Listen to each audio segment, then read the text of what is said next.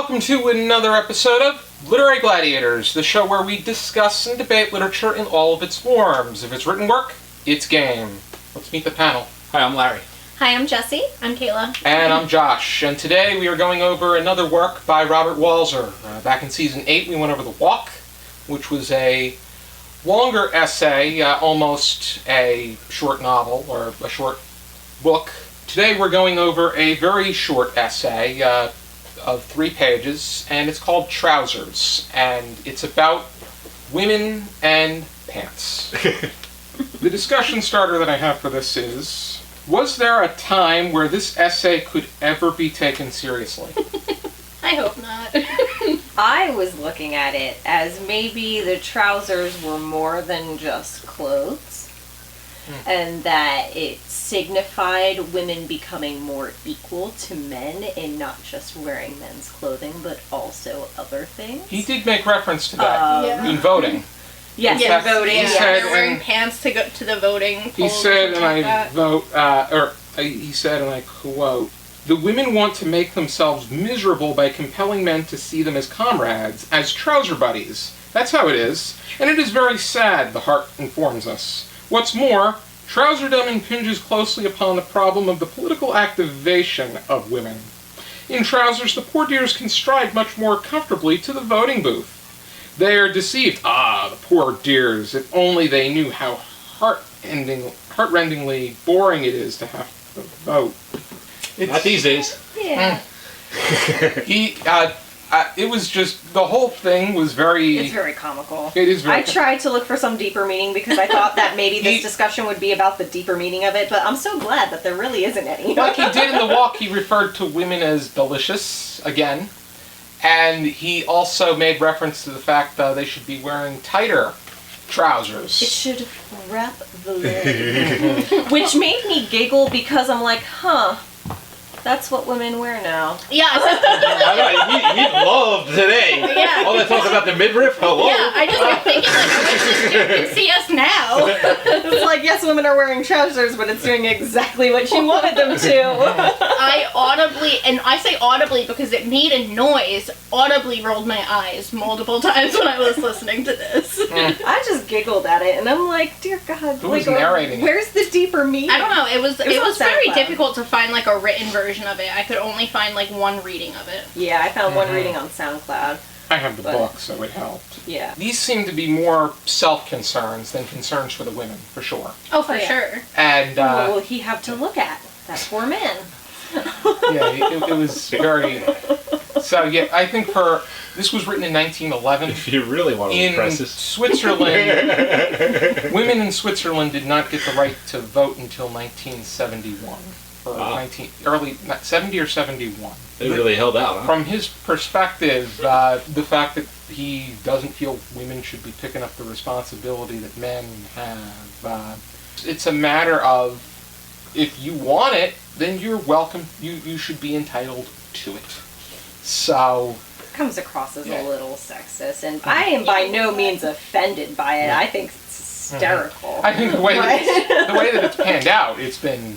I think that you cannot help but laugh, because if you're taking serious offense to it, it almost feels like you have a fork up your butt. Yeah. But don't you think that's the point he's making? Like, do you think he's serious? I don't think he's I don't serious. think he's so. serious. The way feel that like he's it's very executing sarcastic. it, yeah, I don't think that he's... The way executing he words it, it, exactly. Yeah. The way he words it, it's very. To me, it's obvious that he's not being overly serious. Yeah. If I he feel does like- believe some of it, then okay. But I feel like he's poking fun of people who probably actually said stuff like this. yeah, You I know, get that like- a little bit. I don't know.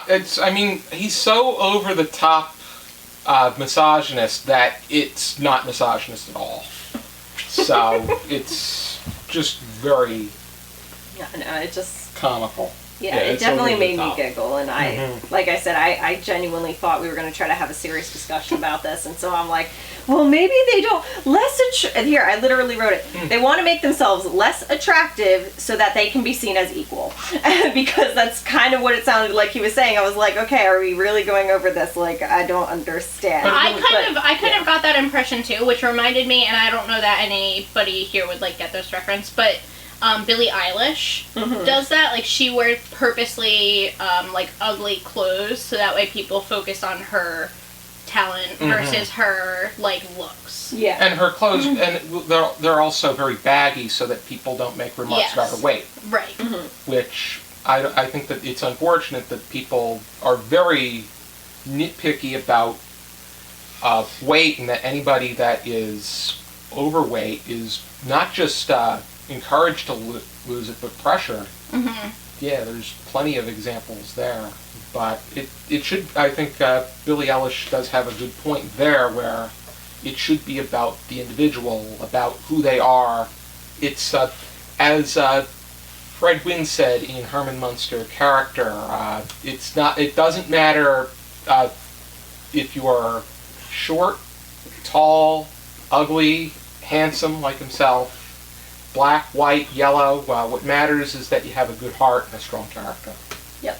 I don't have any background research, but I think he wanted to put it in there because he had young kids at the time. That was the most serious thing I had written about this thing, because I was like, I've got nothing. They're really. I think that's a lot of his writing is very absurd, but it really leads you to think. This one, maybe not so much as others, because it's so ridiculous in the way it's executed. But so, do we have any final thoughts? My legs are wrapped very nicely by my trousers. Yes, Samesies. I can't buy them any other way. I don't like tight pants. I don't like to wear tight pants. I like loose. I'm like Billie Eilish. As women, we don't have a choice. You can wear loose. Not without going to the store he goes to. Going to the store, who goes to? Ew, men's clothes. Oh. Women's clothing is very tight. Yes. If you're interested in picking this up and reading more about what Robert Walser has written, here is Robert Walser Selected Stories. This includes, The Walk is in this as well, because I loaned this to Charlie before our general discussion. And he took very good care of it. He brought it back in a plastic bag. God bless him. Yeah, He also wrote about Dostoevsky's The Idiot. He wrote about it? Yeah, Walser did? He wrote an essay. Yeah, Walser wrote an essay responding to The Idiot. I haven't read that in long. I want to. Already then, It'll be a long time before I recommend a Dostoevsky work around here. A very long time. Depends on who you get. Depends on who's taking part in the big football poll. Well, no, I mean, not even a big one. Like, I'm thinking about notes for underground. I was thinking about maybe doing that one, because that's not a long one. Maybe one of these drafts.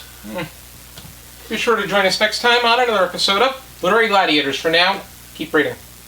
Hi there, this is Josh, and on the next episode of Literary Gladiators, Larry, Jesi, Kaila, and I will be discussing Cougar by Maria Anderson, featured in the Best American Short Stories collection of 2018. Thank you for tuning into this video, and if you like what you see, please support us on our Patreon. For the money that we raise will allow us to stock up on supplies, equipment, and provide you, with the viewer, with even more material. For now, and as always, I encourage you to keep reading.